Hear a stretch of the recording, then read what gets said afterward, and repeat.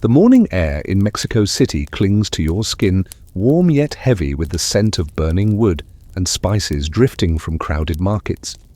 The clatter of horse hooves on cobblestones mixes with the voices of vendors calling out in Spanish Nahuatl and countless other tongues that make the city hum. You pass under the shadow of the grand cathedral, its bells tolling over a square where soldiers in crisp uniforms keep watch with a tense, almost bored gaze. Around you, the wealth of the Spanish Empire is flaunted in gold-trimmed carriages and palatial facades, yet just beyond these polished streets, poverty clings to the majority. You can almost feel the quiet discontent simmering beneath this daily rhythm because while Spain rules from afar, its grip is both tight and strangely brittle. Before we begin, if this little corner of calm has brought you any comfort, feel free to like the video and subscribe only if it feels genuine to you. No pressure? I'd also love to hear from you. Just drop a comment with where you're listening from and what time it is. It's always special to know we're all quietly gathered here from different corners of the world, like a family, scattered but still connected. All right, let's ease into the story together. You find yourself wandering through New Spain in the late 18th century, a colony that looks loyal on the surface but underneath is buzzing with contradictions. The Spanish crown demands taxes that pinch the poor and favor peninsulares, those born in Spain, over the criollos, the locally born elites, who despite their wealth and education face barriers to power. Historians still argue whether this resentment was the true root of independence, or just one spark among many. Indigenous communities toil under burdensome tribute, their ancestral lands carved up and controlled by others. Even the church, that towering institution guiding daily life, finds itself split between loyalty to Madrid and sympathy for the suffering people. In the taverns and private homes of educated criollos, conversations begin to shift. You overhear mentions of new ideas, risky ones imported from France and the United States: liberty, equality, the audacious belief that people should govern themselves. These notions slip between the pages of forbidden books smuggled under candlelight to curious readers who dare to question centuries of rule. Sometimes you catch a whiff of these books yourself, ink and aging paper, mingling with the faint scent of rebellion. You smirk to yourself, thinking how dangerous a few words on a page can be, perhaps more dangerous than any musket.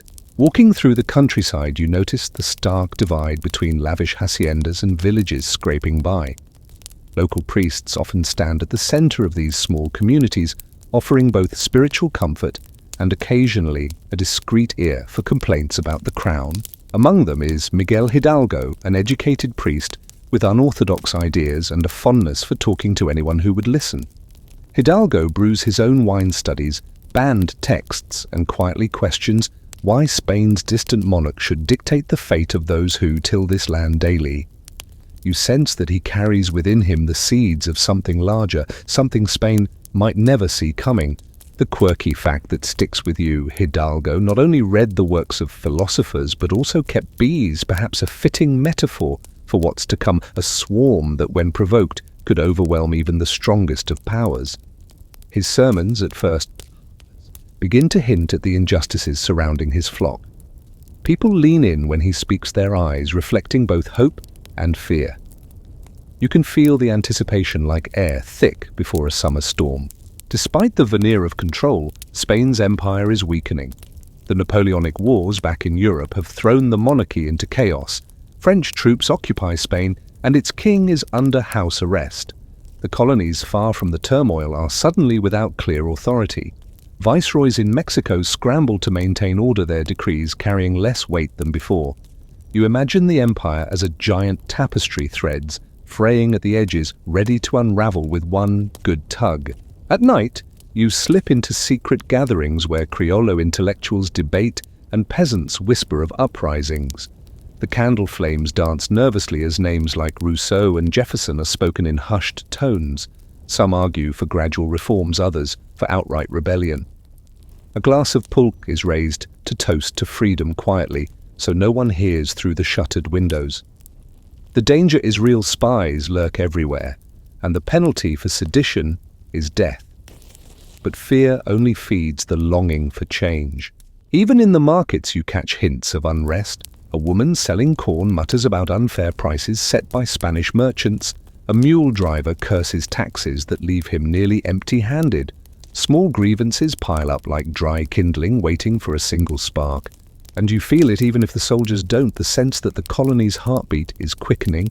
By the end of the day, as you stand atop a hill overlooking a landscape both beautiful and bruised, you understand why whispers are growing louder. The mountains cradle villages that have endured for centuries, the land rich with memory and resilience. The Spanish Empire may think itself unshakable, but here in New Spain, change is already creeping through the cracks. You take a deep breath. The air tastes of wood smoke and something else possibility. You wake to the sound of church bells, their echoes rolling across fields where farmers stoop low, their hands caked with earth. In the distance, a hacienda gleams white under the sun, its owner surveying rows of laborers who bend without lifting their gaze. You follow the dirt road into the heart of Guanajuato, a mining town pulsing with silver, yet lined with shanties, where the wealth of the earth flows upward to Spain and only scraps remain behind. The resentment here isn't loud, it's slow, smoldering like embers hidden beneath ash. You feel it in the sideways glances, in the gritted teeth of men counting coins that will never be enough. The empire's hierarchy weighs heavily on everyone, but the weight is uneven and cracks have begun to form where the pressure is greatest. You step into a modest home where criollos, mestizos, and even a few curious indigenous villagers gather in secret. The shutters are drawn tight. The smell of wax and ink fills the room. A young man reads aloud from a smuggled pamphlet, his voice trembling slightly as he speaks of rights and freedoms supposedly belonging to all. Someone scoffs, it's easy to dream, harder to fight. Yet even the cynicism carries a spark, because every word shared in defiance feels like a tiny rebellion. Historians still argue whether these meetings were truly revolutionary or merely the pastime of restless minds, but standing there, you sense the potential. The ideas themselves are contagious, like a whisper that grows louder every time it's repeated. In the countryside, Father Hidalgo's influence deepens. He moves among his parishioners, not as a distant cleric, but as a man who listens, laughs, and even plays the violin during village gatherings. You watch him sit with farmers under a mesquite tree, discussing not just spiritual salvation, but the here and now, the injustices they endure, the taxes that strangle them, the opportunities denied. Hidalgo plants ideas as naturally as seeds, and like seeds they begin to take root. His sermons, delivered in plain language, stir hearts and minds. He talks of freedom not as an abstract dream, but as something tangible, something worth risking everything for. Meanwhile, Spain's grip falters. News trickles in of Napoleon's armies ravaging the Iberian Peninsula, of King Ferdinand held captive in France. The colonies, once tightly bound to Madrid, now dangle in uncertainty. Local juntas emerge in South America, claiming to govern in the king's name, but slowly moving toward autonomy. You can almost see the fear in the eyes of colonial officials in Mexico. They know the world is shifting, and they can't control which way it tilts. The Spanish crown sends orders, but they arrive late, confused, sometimes contradictory. The chain of command feels less like iron, more like fraying rope. A quirky detail catches your attention. Criollo intellectuals inspired by Enlightenment thinkers hold mock debates in Latin, half to keep prying ears away, half to amuse themselves. They sip chocolate and argue over Locke and Montesquieu, their discussions both earnest and slightly theatrical. To outsiders, it's just talk, but you notice how often these conversations return to one point. If the people are the true source of power, why obey a king across the ocean? You smirk. It's the kind of question that, once asked, refuses to go back into the box. As dusk falls, you wander into Querétaro, where a group of conspirators gathers under the guise of literary salons. Among them is Josefa Ortiz de Domínguez, the corregidora, who hides her revolutionary fervor behind a calm exterior. She listens more than she speaks, but when she does, her words cut through the smoke-filled room with precision. You see her glance toward the door now and then alert for any sign of spies. Her home becomes a hub of plotting, a place where criollos and sympathetic soldiers whisper plans that could either liberate the nation or doom them all. Even the clergy is divided. While many priests remain loyal to Spain, others like Hidalgo feel a duty to the people rather than the crown. This tension runs deep. The church has always been both a pillar of control and a refuge for the oppressed. In confessionals, secrets spill, some of them harmless, others explosive. The irony is not lost on you. The same institution that upholds colonial order also shelters its greatest threat. Walking back through the streets, you hear the strains of a love song drifting from a balcony, mingling with the distant sound of drums from a military parade. The contrast is almost poetic. Life goes on even as rebellion brews. Children play in the dust, soldiers march in step, and somewhere in the flicker of a single candle, a plan is being written that will shake an empire. By nightfall, the stars spread wide above you, cold and indifferent to the human drama below. You lie back on the grass, staring up, and wonder how many revolutions they've witnessed. The air smells of mesquite smoke and orange blossoms, sweet, yet tinged with something sharper. The seeds of rebellion have been planted, nurtured by grievances and watered by ideas. Soon they will sprout into something unstoppable. You close your eyes, knowing that the next time the bells ring, they might not call people to prayer, they might call them to war. The morning is still when you hear it, the deep, urgent tolling of church bells breaking the dawn in Dolores. The sound rolls over fields of maize and through the misty air, startling birds into flight. You stand among villagers who pause mid-step, their tools slipping from their hands as they turn toward the parish church. Father Miguel Hidalgo appears at the doorway, his cassock swaying, his face alight, not with fear, but with something fiercer, resolve. His voice rises above the bells, echoing across the square, as he delivers words that will forever ripple through history. He calls for the end of Spanish rule, for freedom, for justice. This moment, the Grito de Dolores carries the raw electricity of change. You can almost taste it in the air, sharp like ozone before a storm. The crowd stirs first with murmurs, then with shouts. Men clutch machetes, women raise their fists, and even children sense they are part of something immense. The sleepy town becomes a cauldron of emotion. Rage, hope, fear, all boiling together. Hidalgo waves a banner bearing the image of the Virgin of Guadalupe, her familiar figure turning the rebellion into a sacred cause. It's a clever move. The Virgin, loved by indigenous and criollos alike, unites people across divides. You watch as the banner catches the early light, its colors glowing as if blessed. Historians still argue whether Hidalgo's cry was meticulously planned or born from sudden urgency after the conspiracy was exposed. Either way, the effect is the same: an empire has been challenged. You march with this motley army as it swells from hundreds to thousands, peasants and artisans mixing with disaffected soldiers. They have little training, but they carry raw determination, and whatever weapons they can find, sticks, slings, old muskets, they march barefoot, yet their chants shake the earth beneath them. Along the way they take San Miguel el Grande without resistance, the first taste of victory, sparking even more recruits to join. You pass through villages where doors swing open, offering food, water, and whispered blessings to the insurgents. The rebellion spreads like wildfire, its heat impossible to ignore. In Guanajuato, you witness a scene both triumphant and terrifying. The insurgents, now tens of thousands strong, descend upon the city. Spanish officials and loyalists retreat to the Alhóndiga de Granaditas, a granary-turned fortress. You watch as Ignacio Allende, a criollo officer turned revolutionary, urges order, but the tide of the crowd is uncontrollable.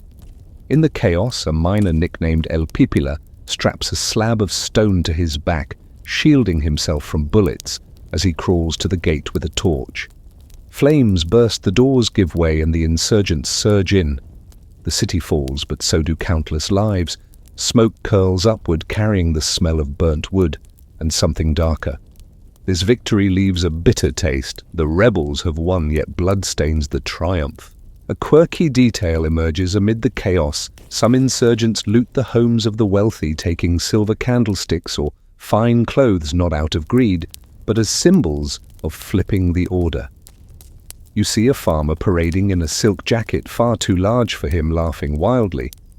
The absurdity stings. What was meant to be liberation teeters on the edge of disorder. Hidalgo himself, horrified by the violence spiraling out of control, tries to rein it in, but the momentum is beyond him. Revolutions rarely march neatly in line. They stumble, they burn. The Spanish authorities, stunned, rally their forces. Loyalist troops, better trained and armed, begin pressing back. You hear rumors of harsh reprisals, of captured rebels executed without mercy. Fear spreads, yet so does determination. For every setback, more voices join the cry. It's as though the call to freedom, once unleashed, cannot be silenced, no matter how many fall. In Valladolid, the insurgents regroup, but disagreements begin to gnaw at leadership. Allende, Hidalgo, and other commanders clash over strategy, whether to press on toward Mexico City or consolidate their gains. The debates grow tense, and you sense fractures forming beneath the surface of their unity. Meanwhile, the Spanish crown, emboldened by its recovering control, sends more troops to crush the uprising. You hear the distant thud of cannons as battles rage, their echoes bouncing across the hills. Despite the setbacks, the fire of rebellion refuses to die. You travel with Hidalgo's forces as they press forward again, weary but undaunted. Each skirmish, each narrow escape adds to the legend growing around him. Villagers speak of the priest who dared defy kings, their voices hushed with awe. Yet you also see the toll it takes on faces hollowed by fatigue, on bodies broken by conflict. Hidalgo himself begins to carry a shadow in his eyes, as if he knows the road ahead may not lead to victory, but he walks it anyway. By the time you reach the outskirts of Mexico City, the air is thick with anticipation and dread. The rebels hesitate, perhaps sensing that the capital, with its defenses and loyalists, is a fortress they are not ready to storm. They turn back, a decision that buys time for the Spanish to strike hard. You feel the shift like wind changing before a storm. The rebellion has begun with a roar, but storms do not roar forever. They gather, they scatter, they return. As night falls, you sit by the campfire, flames flickering against the dark. Around you, men murmur prayers, sharpen blades, and dream of the home they want to build when the fighting ends. You stare into the fire and think of the bells in Dolores, how their echoes still ring in your ears. The Grito was just the beginning, and though the road ahead is uncertain, the sound of freedom lingers, refusing to fade. The sun rises behind you as you trudge along a dusty road lined with cacti and scrub, the insurgent column stretching endlessly into the horizon. Men and women alike carry whatever they can: machetes, wooden clubs, rusty muskets, and an unshakable sense of purpose. Chickens squawk from baskets strapped to burrows, children cling to their mothers, and the smell of sweat and earth clings to everything. This is not an army in the polished sense, yet its sheer size and passion make it a force to reckon with. You glance around and realize that this march is not just about soldiers, it's the people themselves rising one footstep at a time against centuries of control. The rebels take Valladolid with barely a fight, the city surrendering as its residents, sympathetic or simply weary of bloodshed, open their gates. You witness jubilant scenes, peasants embracing Criollo officers, church bells ringing, not to summon the faithful, but to celebrate liberation. Hidalgo enters the city to cheers, his banner of the Virgin of Guadalupe fluttering high, but joy is fleeting. Spanish loyalists are regrouping, and the countryside trembles with rumors of approaching Royalist columns. Even here among victory, unease creeps in like a chill wind. Historians still argue whether this was the moment to strike Mexico City when the insurgent army was at its strongest. Instead, they hesitate, and in that hesitation, Cracks widen. You continue marching toward the capital, the rebel army swelling to tens of thousands. Yet, with every mile, discipline erodes. You see some insurgents plundering haciendas, others taking out old grudges on peninsulares. Hidalgo's attempts to restrain the violence often fail, his voice drowned by the roar of chaos. You pass burned estates, the smell of charred wood, and anger lingering. Among the rebels, unity wavers, some fight for freedom, others for revenge, and others simply because the tide swept them along. It's a heady, volatile mix, and you feel the weight of it pressing down like storm clouds. Then comes Monte de las Cruces, a battle fought on the slopes of a pine-covered hill just outside the capital. The morning mist clings to the trees as insurgents creep through the undergrowth, their breath visible in the cold air. Cannons boom, echoing through the forest, and musket fire cracks like dry branches snapping. You stand amid the smoke, heart pounding as rebel forces surge against entrenched Royalists. Against the odds, the insurgents win, forcing the enemy to retreat. Victory. You expect to march straight into Mexico City, yet to your shock, Hidalgo orders a retreat. Fear of potential slaughter in the capital, or perhaps exhaustion among his men, stays his hand. The decision feels like sand slipping through fingers. You can almost hear opportunity whispering as it fades. As the army pulls back, morale sags, men grumble some desert. Royalist forces emboldened rally under commanders like Felix Maria Calleja, who moves with ruthless efficiency. You hear stories of his crackdowns, of villages burned to ashes as punishment for aiding rebels.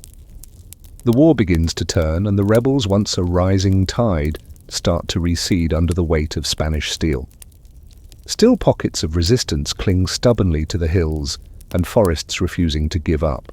A strange tidbit sticks with you during these grim marches. Rebels sometimes use improvised cannons made from hollowed tree trunks, wrapped in iron bands, firing stones when metal shot runs out. They are as dangerous to the gunners as to the enemy, yet their booming voices in battle inspire courage. You can't help but grin at the thought of an empire trembling before what is essentially a glorified log. Yet courage alone is not always enough. By early 1811, the tide has clearly shifted. At the Battle of Calderon Bridge near Guadalajara, the insurgents suffer a crushing defeat. You stand on the banks of the river as Royalist artillery rains death on the disorganized rebels, the smell of gunpowder and burning flesh choking the air. The army scatters, fleeing into the countryside, and you feel the despair pressing in like a heavy fog. The dream of swift liberation shatters, replaced by the grim knowledge that this fight will be far longer and bloodier than anyone imagined. Hidalgo and his closest allies, including Allende, attempt to retreat north, perhaps hoping to regroup or seek aid. You follow them along lonely trails through deserts where the wind howls like a warning. The men grow gaunt, supplies dwindle, and the nights are filled with the sound of wolves and the distant drumming of hooves. Then betrayal. Some officers, bitter and suspicious, conspire against their own leaders. Hidalgo is captured near the Rio Grande, and as he is taken in chains, you see the sadness in his eyes, not fear, not regret, but a deep sorrow for the cause he may not live to see fulfilled. In Chihuahua, you stand among the crowd as Hidalgo faces execution. The square is silent save for the creak of the gallows and the shuffle of soldiers. Hidalgo blesses those around him, his voice steady, his face calm. When the shots ring out, time seems to slow. A life ends, but a legend begins. The Spanish believe they have snuffed out the rebellion, yet, as you turn away, you know they are wrong. Hidalgo's cry still echoes, carried by every heart that refuses to bow. That night, under a sky streaked with stars, you lie awake, listening to the silence. The rebellion has suffered a crushing blow, but you feel the embers still glowing, waiting to flare again. You whisper to yourself the words that started it all, and they answer back in the wind. The air is crisp when you ride into the highlands, the mountains standing like silent witnesses to the aftermath of Hidalgo's fall. The Spanish authorities believe the rebellion is broken, yet the land itself feels restless, as if holding its breath. Villages smolder where Loyalist forces have punished suspected insurgents. Soldiers in blue coats patrol the roads, their muskets glinting, but even they seem uneasy because the flames of revolt, though beaten down, have not gone out. You can sense them smouldering in the hills, waiting for the wind to fan them to life again. The Royalist counter-offensive is swift and merciless. General Felix Maria Calleja leads disciplined troops through the heart of Mexico, recapturing towns and executing anyone suspected of aiding the rebels. You watch as prisoners, their hands bound, are marched to the gallows under a sky the color of steel. The sound of drums pounding in execution squares echoes through your bones. Fear spreads like a cold mist, seeping into every home. Yet fear is a double-edged sword. It can crush resistance, but it can also harden it. Among the survivors of Hidalgo's shattered army, new leaders emerge. Ignacio López Rayón rallies, remnants of the insurgents forming a governing council that declares loyalty to the deposed Spanish king while still pushing for autonomy. It's a cautious balancing act, and historians still argue whether this was a clever move or a half measure that confused the cause. You ride with his forces through rugged terrain, the sun beating down as they march from one skirmish to another, keeping the struggle alive. Every ambush, every successful raid against Royalist supply lines feels like a small defiance against an empire that thought itself untouchable. Then comes José María Morelos, a man very different from Hidalgo, yet carrying the same fire. A priest like Hidalgo, he is disciplined, strategic, and charismatic. You meet him in the shade of a saber tree, his eyes sharp and his voice calm, as he explains his vision not just for independence, but for a more just society where slavery is abolished and class divisions softened. Morelos moves like a shadow, leading smaller, more organized forces that strike where they are least expected. You follow him through jungles thick with humidity, over rivers that swell with summer rains, and into towns where his victories bring hope.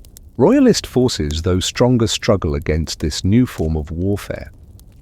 Morelos uses guerrilla tactics, melting into the landscape when outnumbered, striking like a hawk when the enemy falters.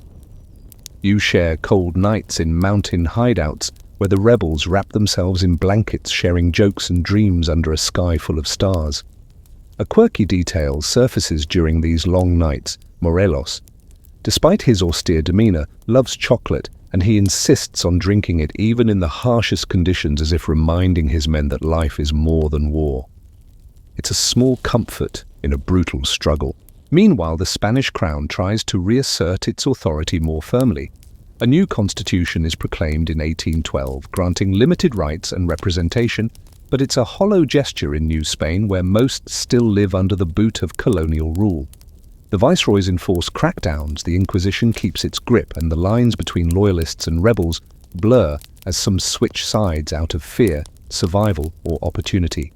You witness betrayals that sting like bee stings, former allies handing over rebel hideouts, informants selling secrets for a handful of silver. Trust becomes a rare commodity. In one harrowing encounter, you stand at the edge of a battlefield where Morelos' forces clash with Royalist troops under the blistering sun. The air fills with the acrid stench of gunpowder, the cries of wounded men, and the metallic taste of fear. Though the rebels fight valiantly, the Royalists' discipline and artillery often give them the upper hand. Still, every rebel shot fired, every standard raised, sends a message: this land will not bow easily.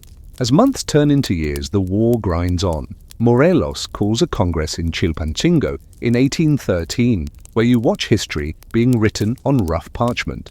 They draft the Sentimientos de la Nación, a declaration that not only demands independence, but also outlines principles of equality and the abolition of slavery. The words spoken in Morelos' steady voice stir you deeply. Here is not just rebellion, but a blueprint for a new nation. You see men nodding, tears in their eyes as they sign their names, yet you also feel the danger coiling tighter. Bold words invite swift retaliation. Sure enough, Royalist forces intensify their hunt. Battles become bloodier, retreats more desperate. You watch as towns once held by rebels fall back into Spanish hands. The war feels like a pendulum swinging violently between hope and despair. At times, it seems the cause is lost, yet every time the rebels scatter, they rise again, somewhere else like weeds, breaking through cracks in stone. One cold dawn you ride with Morelos through a valley where mist curls around the hills. His expression is unreadable, but you sense he knows the danger closing in. Before long, betrayal strikes again. Morelos is captured in 1815. You stand among the crowd as he faces his trial and execution, with quiet dignity refusing to renounce the cause. When the shots ring out, another leader falls, but the ideals he carried survive, spreading like seeds on the wind. The Royalists tighten their grip, but even as they celebrate victories, you sense their unease. They can kill men, but not the idea that has taken root across the land, that New Spain can be something more, something free. You walk away from yet another execution square with the conviction that this struggle, though battered, is far from over. The shadows are thick now, but in those shadows the embers of rebellion glow, waiting to burst into flame once again. You ride through the Sierra Madre, where the peaks rise like jagged teeth against a silver dawn, and mist clings to the valleys like a shroud.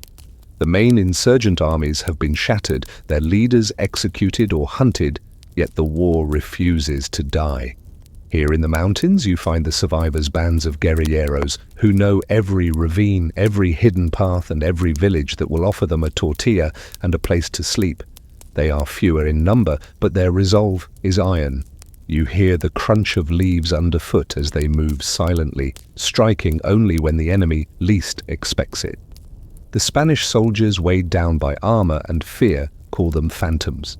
In these rugged hideouts, a new rhythm of war emerges. You sit by campfires where smoke rises into the star-speckled sky, listening to whispers of raids planned under the cover of darkness.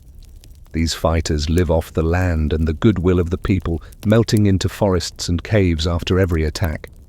You watch them sabotage convoys, ambush small Royalist detachments, and vanish before reinforcements arrive. It's not the grand battles of the past, it's a slow, grinding war of attrition. Historians still argue whether this phase was strategically brilliant or simply survival, but walking among these guerrillas, you feel the quiet strength in their persistence. One of the most tenacious leaders to emerge is Vicente Guerrero, a man of mixed African and indigenous descent who commands loyalty with both courage and compassion. You meet him in a clearing, his face illuminated by the firelight, his voice low but firm. He speaks of freedom as if it were not just an ideal but a living thing that must be protected at all costs. Under his leadership, the rebels become a thorn too sharp for Spain to ignore.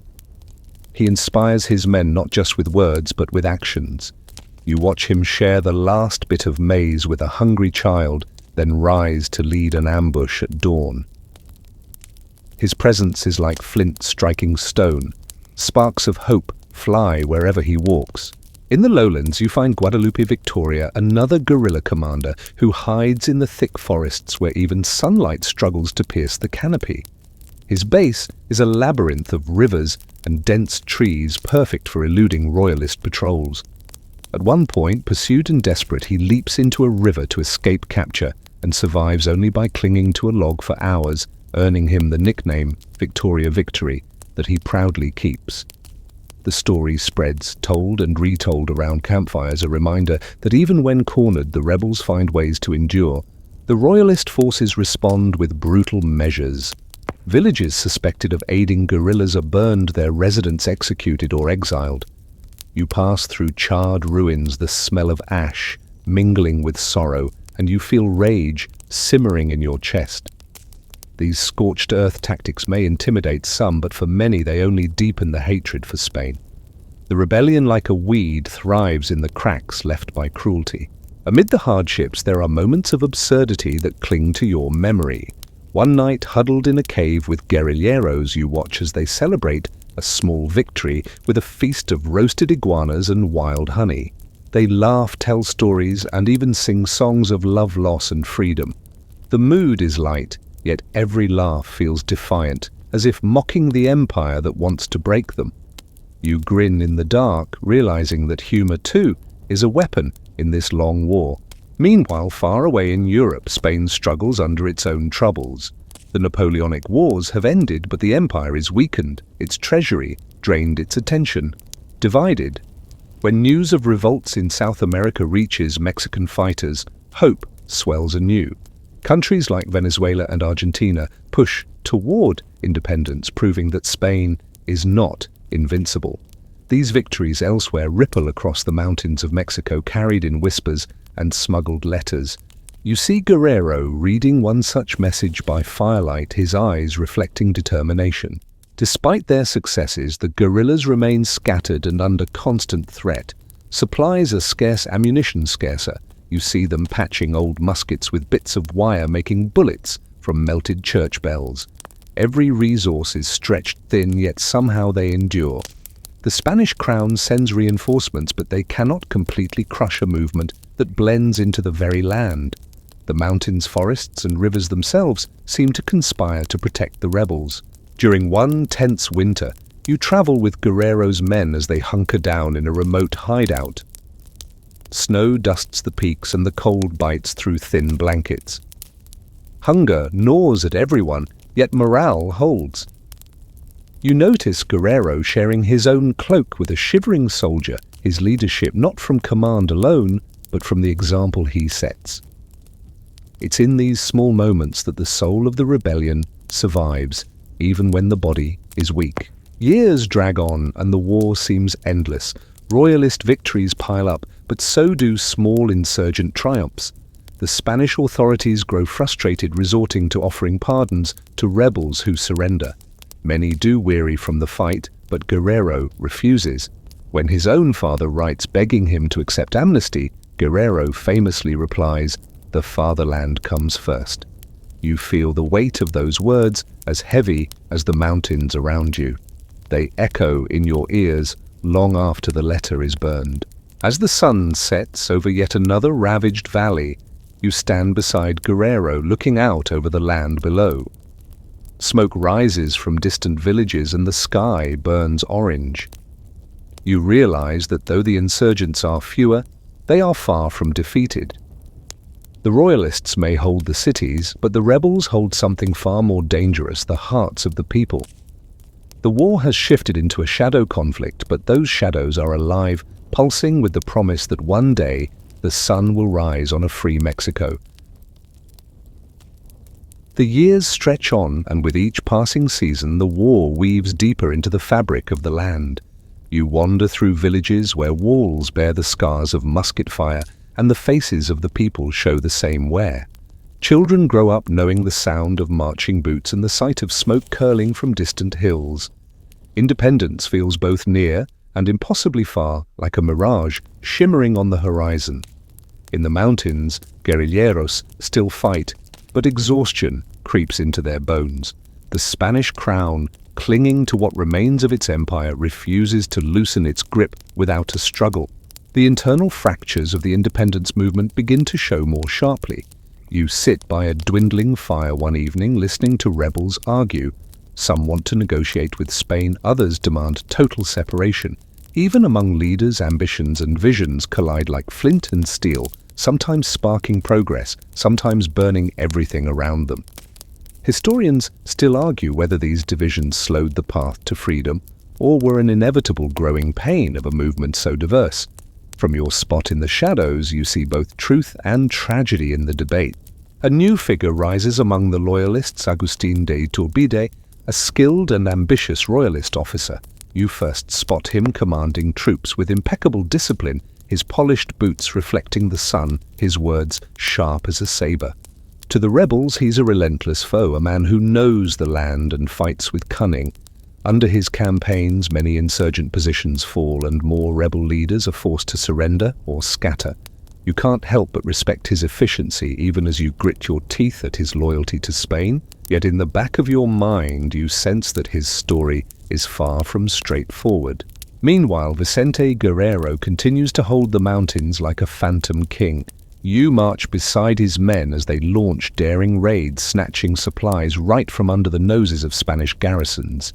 His reputation grows a ghostly warning whispered among Royalist ranks, "Beware, Guerrero, Despite dwindling resources, he refuses to yield. One night you watch him repair a broken rifle by the light of a single candle, his hands steady, his jaw set. The fatherland comes first. He murmurs again, and you realize that his unshakable resolve is what keeps the rebellion breathing. But cracks widen elsewhere. Many Criollo elites, once fiery in their support of independence, now hesitate. They fear the growing power of the lower classes and the indigenous fighters who make up much of the guerrilla forces. To them, the rebellion feels less like liberation and more like a threat to their own privileges. You sense the irony like a bitter taste. Those who cried for equality now clutch their status tightly. This tension gnaws at the movement's unity, creating an invisible enemy just as dangerous as Spain's armies.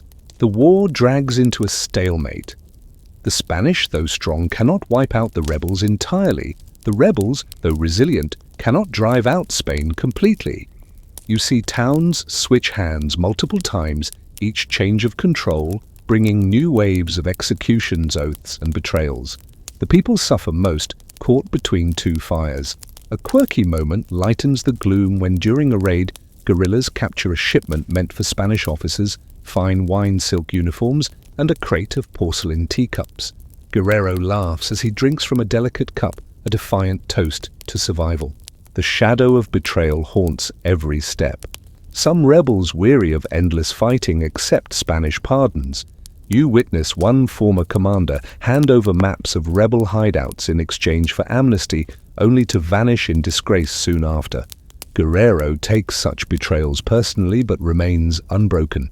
The war becomes less about territory and more about hearts, a struggle of willpower, fought in whispers as much as with muskets. Beyond Mexico, the world shifts. Spain's grip on its colonies weakens further as revolutions sweep across South America.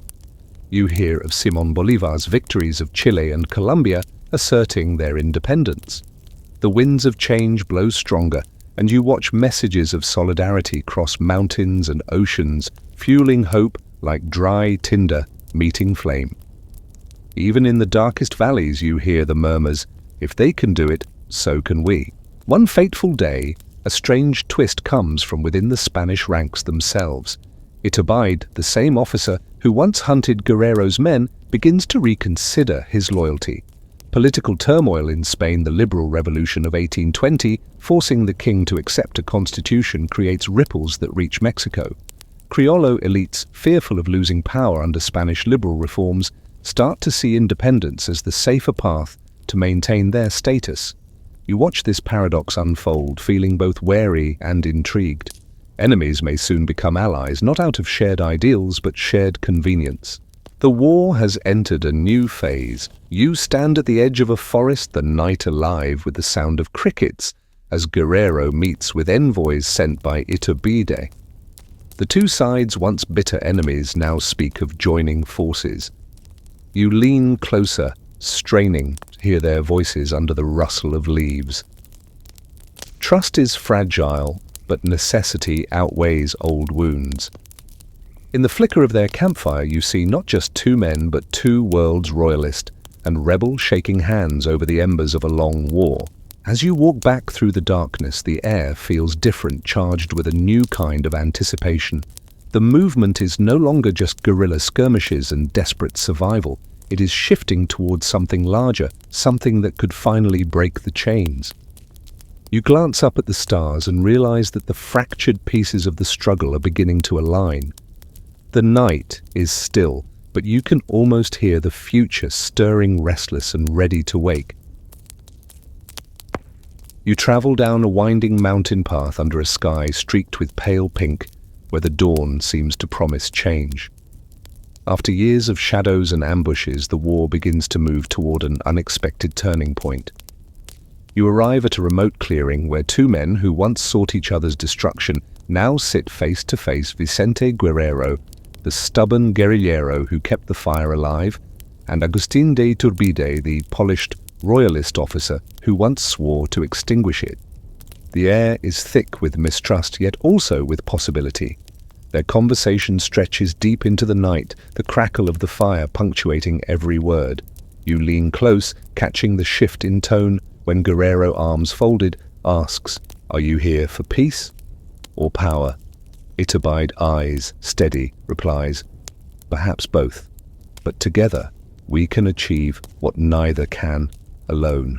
The talks culminate in a fragile pact, sealed not with fanfare but with a quiet handshake under the stars. Historians still argue whether Iturbide's motives were noble or purely self-serving. Some say he sought to preserve Criollo privileges, others that he truly saw independence as inevitable.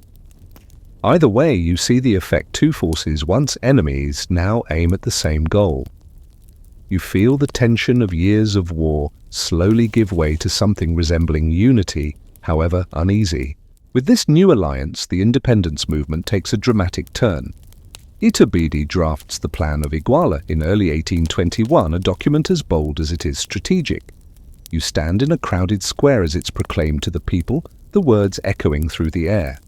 The plan promises three guarantees: religion, independence, and unity. Catholicism will remain the faith of the new nation, ensuring the Church's support.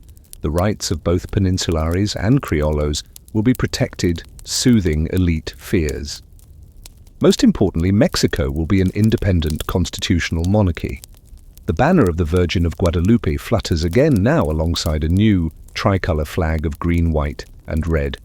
You watch villagers, soldiers, and merchants alike nodding, some with hope, others with suspicion. Yet all can sense that something monumental is shifting.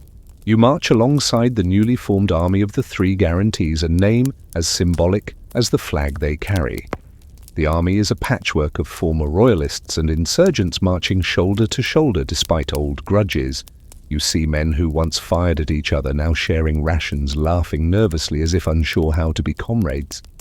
The sight is surreal, and you can't help but grin at the absurdity. After years of bloodshed, peace grows not from victory, but from compromise. In towns across Mexico, doors swing open as citizens welcome the army, their flags waving, their cheers rising like birds startled into flight. You walk through cobbled streets where flowers rain down from balconies, petals sticking to your boots. For once, the smell in the air is not gunpowder but sweet blossoms and roasted maize. Royalist garrisons hesitate, many switch sides without firing a shot.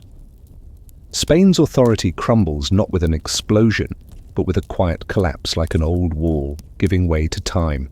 Still, not everyone embraces the plan. Some insurgents grumble that the ideals of equality and republicanism have been diluted. You hear heated debates around campfires, voices sharp with anger. We fought for freedom, not to crown another ruler. Others argue that independence, no matter how wrapped in compromise, is worth seizing now rather than risking more years of suffering. You sip from a tin cup of bitter coffee, feeling the weight of both arguments. In revolutions, purity often burns away in the fire of reality. As months pass, the alliance gains momentum. The army of the three guarantees sweeps through provinces, gaining territory almost effortlessly. Spanish officials, seeing the tide turn, cling desperately to their remaining strongholds. You watch them retreat into fortresses, their banners drooping like wilted flowers. Even as they hold their positions, you sense their hearts are no longer in it. The empire they serve is already crumbling across the Atlantic. A quirky detail catches your eye during this triumphant march. Some soldiers decorate their uniforms with ribbons of green, white, and red, even tying them to their rifles. It's a small gesture, but it feels like the birth of something new, a shared identity taking shape. You smile as a young drummer boy proudly waves the tricolor flag higher than anyone else, his voice cracking as he chants, "Viva la Independencia!" By the summer of 1821, the Spanish position in Mexico is untenable. You stand on a hill overlooking a valley where the last Loyalist forces are encamped, their lines thin, their morale thinner. Instead of a final bloody battle, negotiations begin. The Treaty of Córdoba, signed in August, formalizes what has already become reality.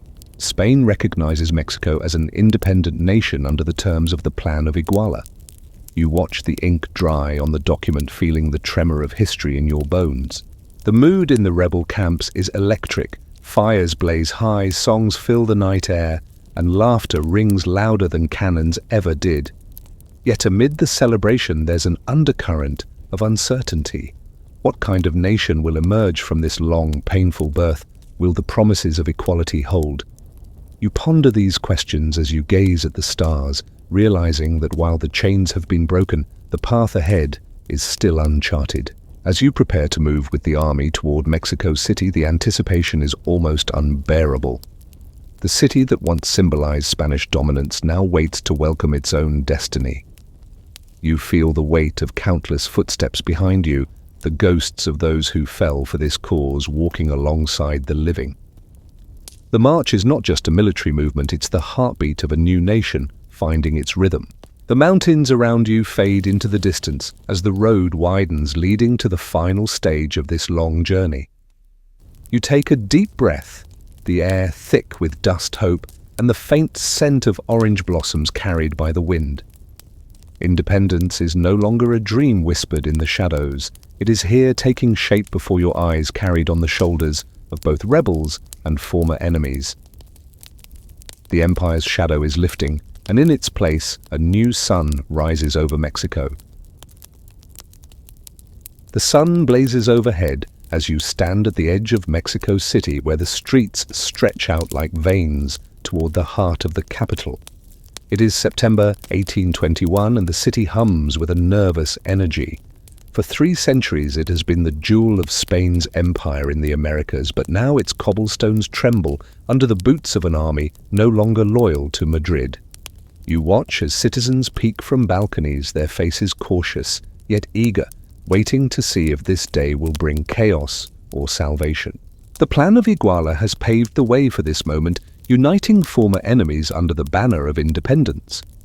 You walk alongside the army of the 3 guarantees as they advance in perfect order, green, white, and red ribbons fluttering from their bayonets. The Virgin of Guadalupe standard flaps in the wind, shining in the morning light. Iturbide rides at the head of the column, his uniform immaculate, his demeanor triumphant. Behind him marches Guerrero, eyes forward, his expression quieter, but no less determined. The unlikely partnership between these 2 men, forged in pragmatism and ambition, has brought Mexico to the brink of freedom. Historians still argue whether this alliance was a stroke of genius or a compromise laced with future troubles, but in this moment the sight of unity overshadows all doubts. As the army enters the city, the crowd erupts in cheers, flowers rain down from windows, drums pound, and voices shout, "Viva la Independencia! Viva Mexico!" You are swept along in the surge, the smell of roses and dust mixing in the air, the sounds of joy echoing against the grand stone facades. For once, the plazas that once witnessed executions and suppressions ring with celebration.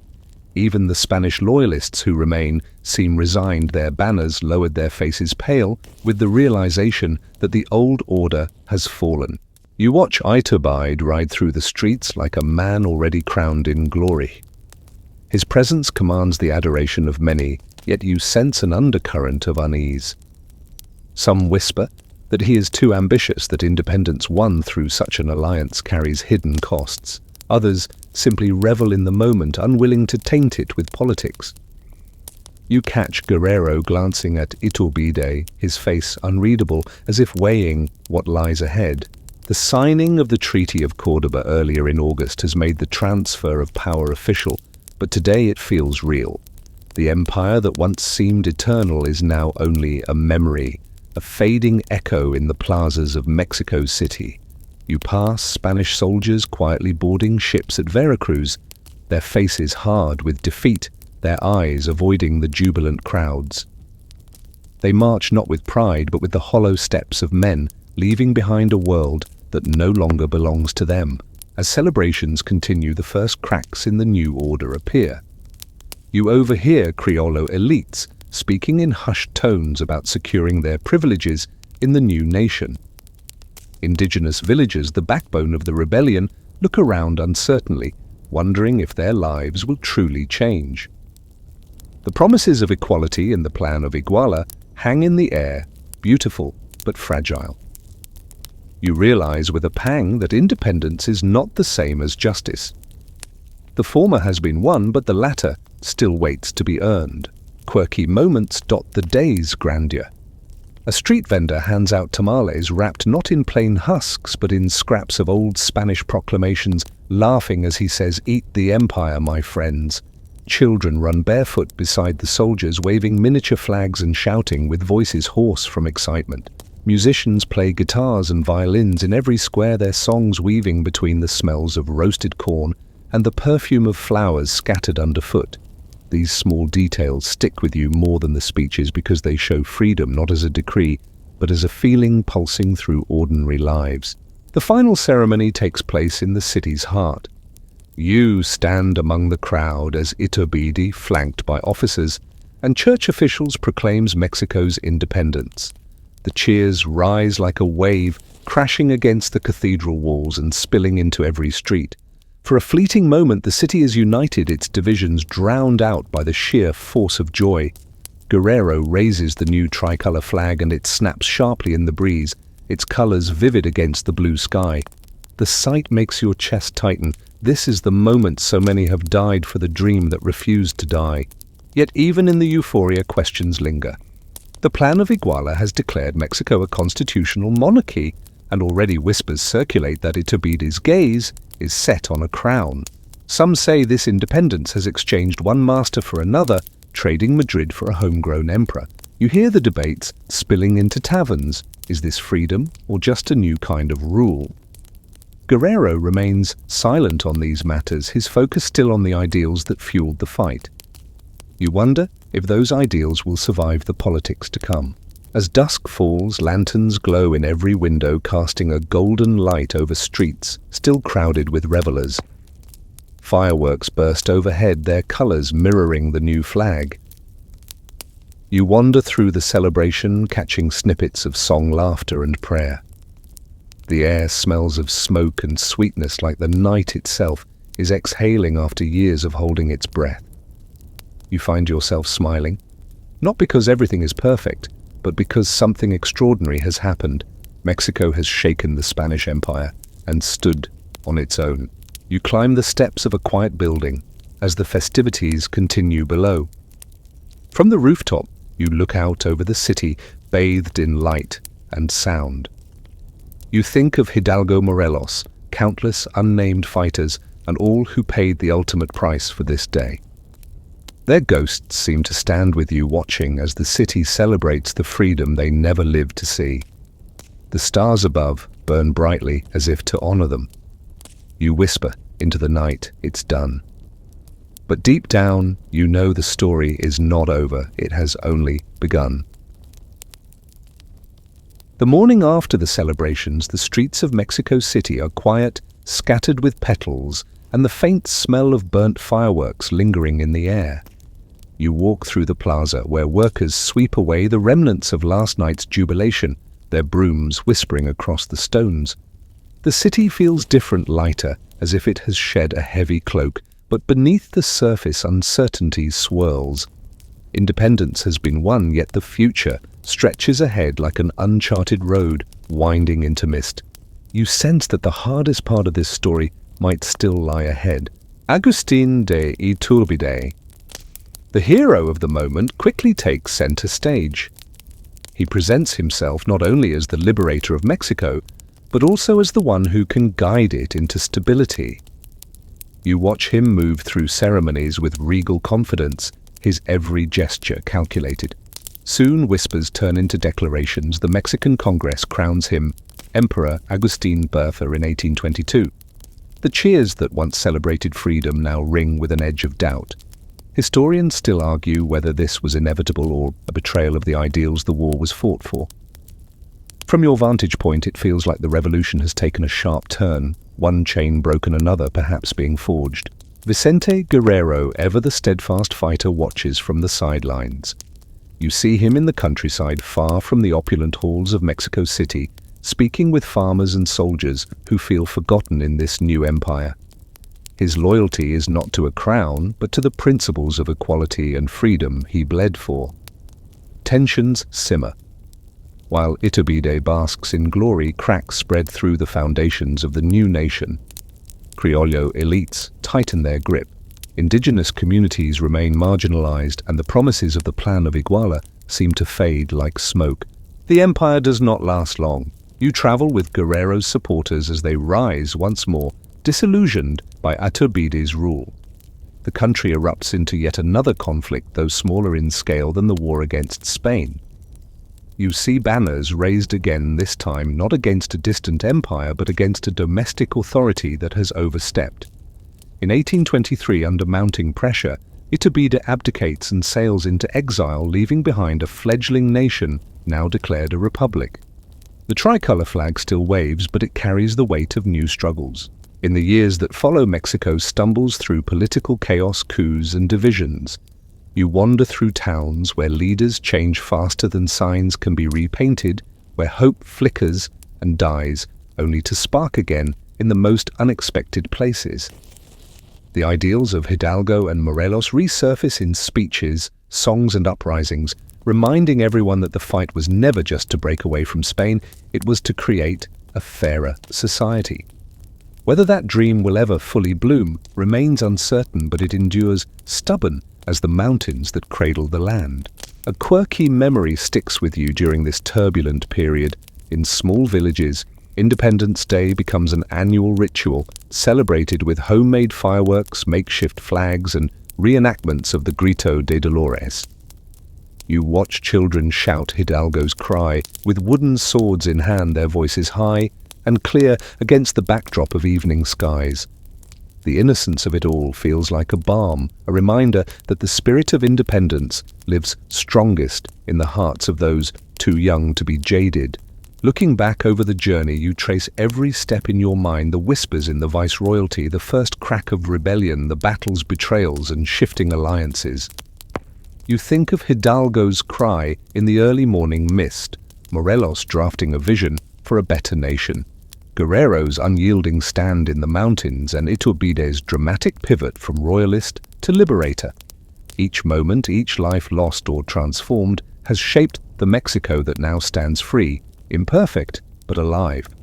Historians may debate details, but you have walked these roads, breathed this air, and felt the pulse of a nation finding itself.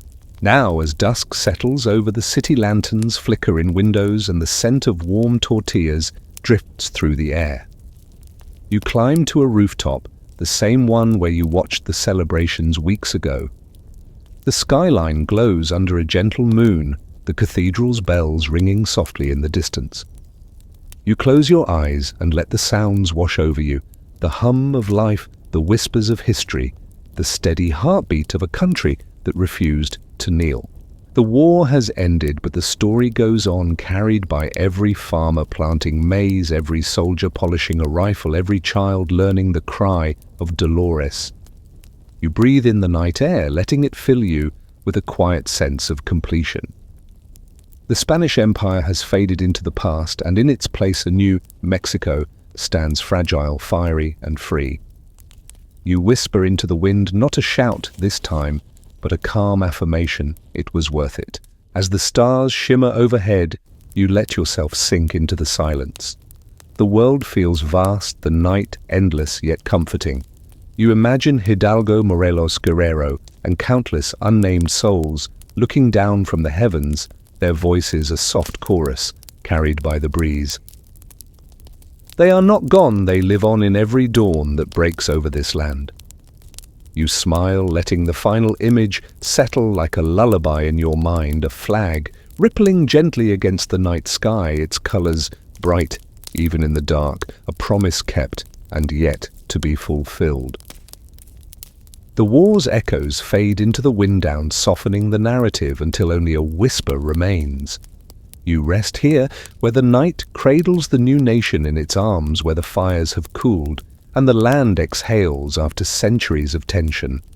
The road behind is long and scarred, but the path ahead stretches under a sky full of stars, inviting you to dream.